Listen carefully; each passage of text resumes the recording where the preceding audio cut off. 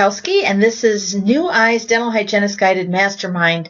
This is my answer to dental hygiene consulting, where people are asking me to consult with their practices, and I'm like, I don't do consulting, and they were like, oh, but you should, and so I figured out finally, it took me a long time to figure out how best to do this for my own mental health and so that it could be the best thing that it could be. And I think this might be the answer as a guided mastermind. Dental hygienists, as a rule, are happy with their career, or are they happy to get out? It's really hard to say. Most hygienists seem to like their jobs pretty well. They like helping people, they like the science, they like the team aspect, they like being part of healthcare. So there's plenty to like about dental hygiene. What they don't like is being asked to stay home. They don't like having to clock out when their patients cancel. They have a fluctuating paycheck because of all the clocking out and staying home. They like being flexible, but it's to the point for some hygienists where it's not fun anymore. They don't like to have to count gloves to see if they're wasting too many gloves or cutting prophy paste in half or asked to be selling. They get a bad taste in their mouth about that. They freak out when they see stuff like this. They don't want their patients to ever end up with this much dentistry. They like to use their brains and their skills. They like to use all parts of their brain. Some are better at it than others, just like every other profession. They love their patients. It's such a big part of a dental hygienist's experience at work that many hygienists stay in the dental practice, even though the environment is abusive to them. So that's a real important piece to this equation here, that they are so enamored with the relationships that they have with their patients, they will put up with extreme working conditions. Somehow, hygienists feel underappreciated at the dental office. Often, they're the only other person in the office that has a license to protect. They're often the only other person in the office who has any kind of a degree or certification. So what would make an office manager call and ask a hygienist to come in for just a single hour of work? How many days a month could you do it? Really, it's kind of fun to stay home for half a day every now and then, but could you do it 3 days a month or 7 days a month or 20 days a month? Take an extra half a day off? Other than that, what are you going to do? Do you have to have a showdown with the office manager, with the doctor? Are you prepared to threaten legal action? Right? I mean, what are you supposed to do? You bellyache about it to your friends, but there are really very few options that hygienists readily see. So how can you prove what you're worth? What do doctors want anyway? I think a lot of hygienists think that the employers want them to do their job and just to shut up and keep their head down and keep a low profile. What they really want, though, are employees who are engaged in the tasks, that understand that there's a business there, and that they bring ideas to make more money to the practice by offering a wider variety of services that are necessary or that their patients want to have. So what do hygienists want? They want to do their job, they want to provide exceptional care, and they want to bring patients to health. They have big hearts. They really want to do the best for everyone. And sometimes they are mistaken, hygienists, into thinking that the best thing that they can do for their patients is to keep them from having dental treatment done, dental work done. They think dentists sit on a pile of money, that dental hygienists are cranking out a pile of money all day long, and that the dental hygienist gets very little of that. They think that the dentist just runs off with all of the money, and the dentist, on the other hand, thinks that because the dental hygienist is having relationships with their patients or talking about off-topic things that the dental hygienist is not producing and not providing the entire practice with enough income to pay the overhead and pay everyone's salary. Jobs are scarce, right? There are 50 or so jobs, 50 or so applicants per job. The way that we get paid is by hygienists purchasing services with money. That money gets converted into the paycheck, and then it allows for the relationship to be a little bit different than a social relationship, and the patient will trust the clinician and ask for more dentistry, or trust the clinicians enough to accept treatment plans.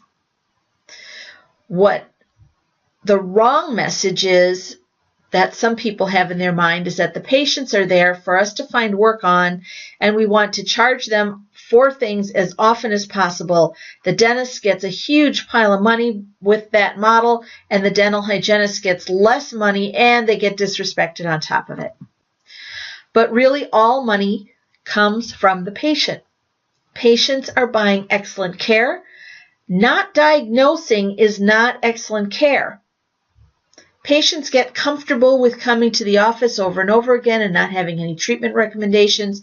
And when there is one, they become resistant because they're not used to having anybody find anything.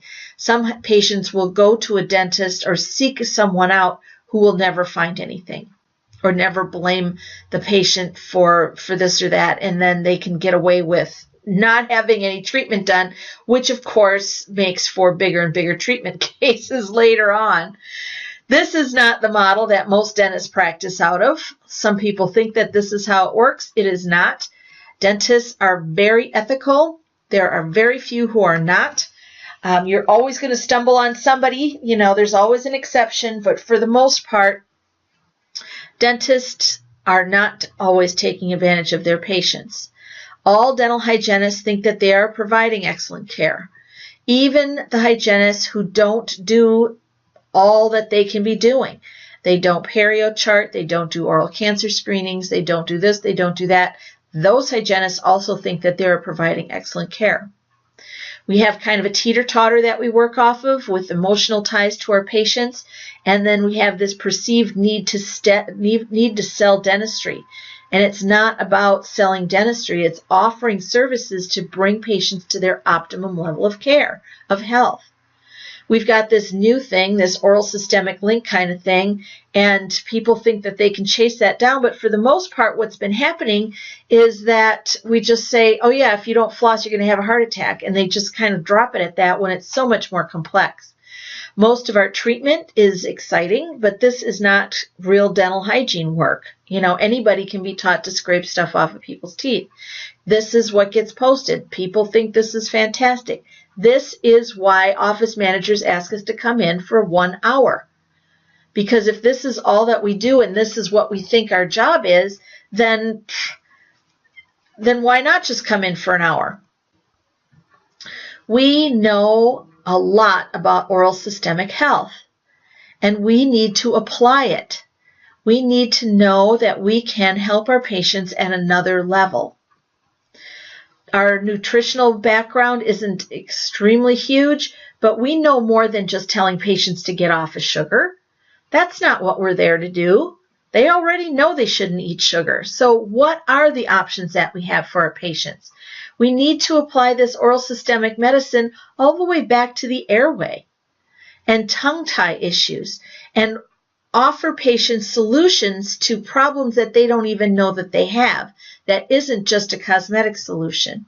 We can manipulate oral biofilm that can help reduce costs for the patient and reduce medical costs down line for the patient. So we can help them in a number of ways by manipulating their oral biofilm, helping them to choose the right dental product. We don't even know what's in half of the stuff out there. If they don't advertise in our journals, we have no idea what's in there. We have no way of helping our patients decide which product is best to use. Our infection control knowledge is probably the most active than anybody in the practice. And yet this is a job that is handed off to dental assistants, many of whom were just, high school students last week, or they had a job as a, gas pump attendant or something along those lines. There's no real formal education for most dental assistants, which is not to say they're stupid, but infection control is pretty fussy, and this is something we spend a lot of time on in school.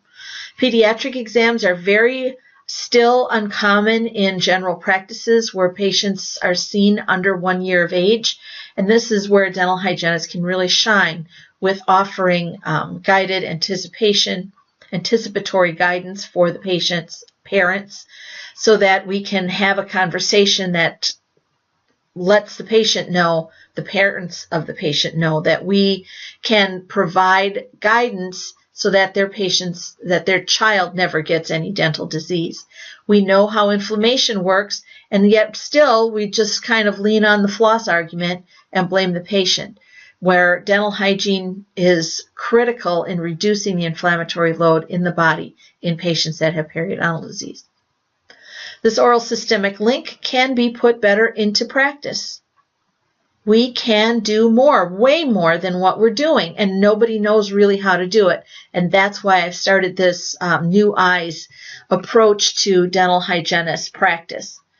I'd like to help hygienists see things differently so that they can approach their patients more broadly and have a better relationship with their patient. These are a couple of studies that were compiled at the Cochrane Review. Cochrane reviews do not work in dental literature. You can't do anything with a Cochrane review in dental literature because there is not enough literature to compile to come up with any kind of conclusions. And you can see in this series here, this is 2005, insufficient quality of research to reach any conclusions. They found the same thing in 2007. There's still nothing printed. There's no research done to show what dental hygienists are doing to their patients is healthful. Okay? Then in 2013, they have the same thing. Right? They're still waiting for better and more trials. But what the insurance companies have done is that they have found ways to prove that dental hygiene treatment saves the patient money. And all of a sudden, we are relevant. This was a study that was published in 2013. Another insurance company, United Healthcare, went through their records and pulled out codes for their patient members. And they found those patients with chronic obstructive pulmonary disease had annual medical costs $1,185 lower for those patients with COPD who had dental hygiene treatment. Members who received periodontal treatment had the lowest costs. Compliant members receiving a prophy had lower costs than those who had perio treatment in the congestive heart failure group.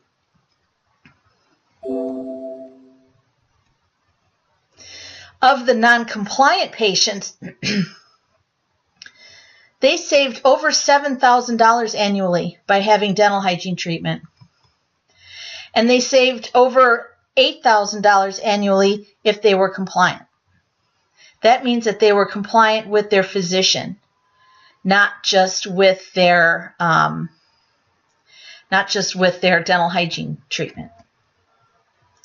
This was a study that was published earlier in this millennium, in the 2000s. I think it was 2008. Middle ear infections or respiratory tract infections during the first year of life is associated with significantly increased risk for developing early childhood caries. 1 in 4 children will have an ear infection by their 3rd birthday. Can a dental hygienist reduce ear infection costs? Of course we can. We can help our patients get a referral to a dentist for evaluation for dental decay. We can have an open dialogue with the pediatricians when they find children who continuously have ear infections at an early stage. We can help by reducing the strep in the mouth that helps to contribute to that. We can check for airway issues. We can check for tongue-tie issues. All of those things contribute to early childhood decay and ear infections. Downline medical costs are really at the heart of this issue, and we have insurance studies that show that dental hygienists really do decrease costs. And they didn't go out and find master's degree dental hygienists. They didn't do this in any other way than just looking at their patients who saw hygienists in regular clinical dental practices. Hours and hours are lost. Productivity is lost because of dental visits. And dental hygienists know that dental hygiene really can provide a lower dental cost. And dentists can know that they can start treating their patients for more things than just dental decay. Many dentists have come to me and said, Shirley, I just can't stand this drilling and filling anymore. Look at this bucket here, the healthcare costs. The number one listed here is preventable chronic diseases. Dental diseases are preventable. The two big ones, obviously, caries and periodontal disease, are preventable with dental hygiene care. Dental hygiene care reduces ventilator-associated pneumonia infections in hospitals.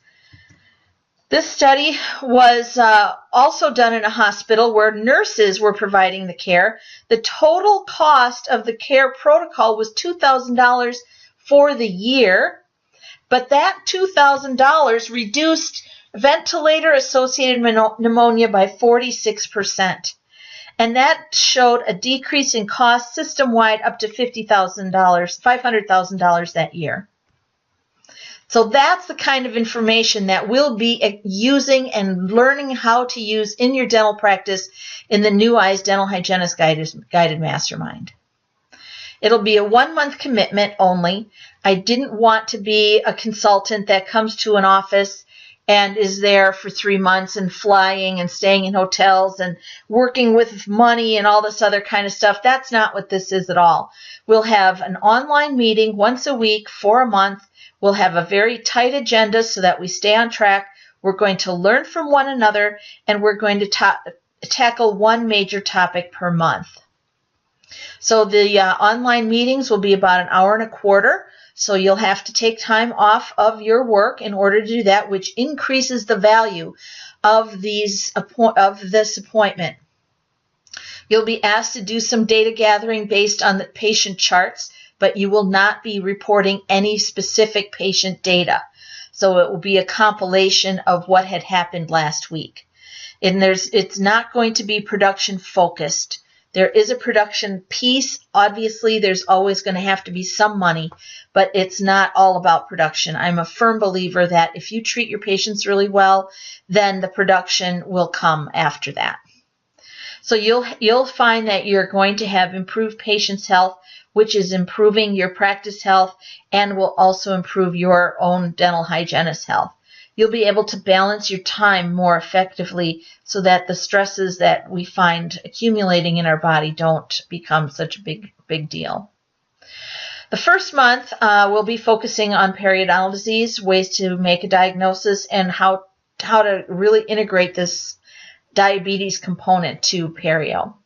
The next month, we'll be focusing on caries management, caries diagnosis, not just cavities, and treatment for caries infections, not just holes in teeth.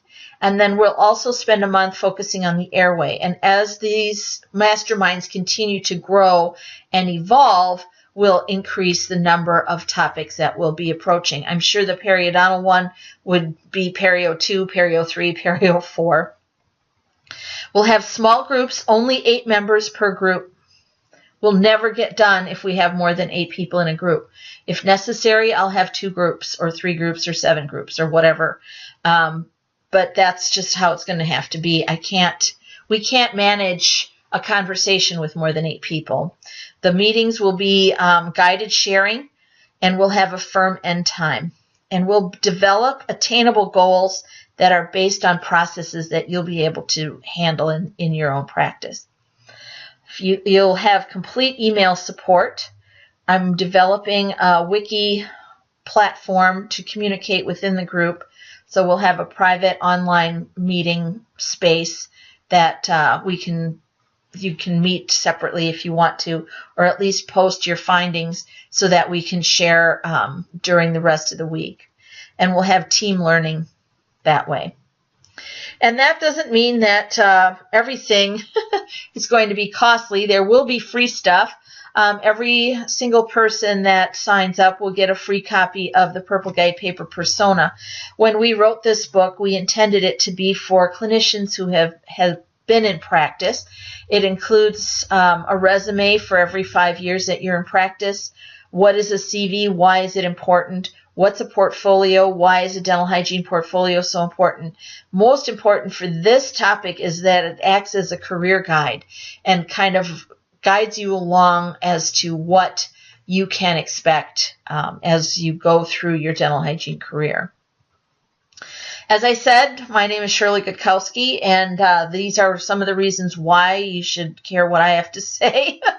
I've been in practice a long, long time, and not just chairside. I've been speaking to dental hygienists around the globe for 15 years now. So I have a lot of background to pick up from, and not many hygienists have that. You know, that's why consultants are consultants. They have a wide breadth of background, and that is what I'm going to be bringing to this. And I don't, I'm a hygienist too. The money part I know is there. I know I have to produce, but it's not something that that interests me. I don't want to know the entire practice bottom line. So being a frustrated person, I'm always looking for ways to change things. So as I said, weekly meetings, you'll need access to your charts and a desire to go to your next level of clinical dental hygiene practice. We have a pretty substantial glass ceiling in dental hygiene in the dental practice, and that doesn't mean that there's not more that you can do in the practice. Sometimes we just look up and we're like, well, I went to school for 2 years or 4 years. I've been practicing for 25 years. I'm making as much as everybody else in the office, even the 2-year people, and I don't know what else I can do, but what I'm doing isn't working for me anymore. So there is a next level of clinical dental hygiene that you can approach, and we can talk about how to make your doctor be thankful and grateful for that. So the financial commitment is in a ballpark where I think most hygienists can afford. Because it's a small group and because the cost is a little bit more consistent with the income of a dental hygienist, and get a free copy of the book, I think that the cost is pretty reasonable. And you can do that by registering on my website, rdhpurpleguide.com. Now, you can get a copy of the book from here, but you'll get a free book by ordering the services. You'll go to rdhpurpleguide.com and click on Services, and then you'll click down here to the New Eyes Dental Hygienist Mastermind, Guided Mastermind, and then you'll go through 2 or 3 screens before you get to the payment information screen that looks like this. Since it's a mastermind, your brain will be overflowing with new ideas as you come into the meeting and as you exit the meeting. So just be prepared for that. We'll be using each other to learn in a new way, in a collaborative way. So we'll be forming new paradigms to replace the old. We'll get rid of some of the things that you've been doing in order to make room for the new things that are coming. You can contact me via email if you like, at crosslinkpresent@aol.com. I've had that email address for almost 20 years now.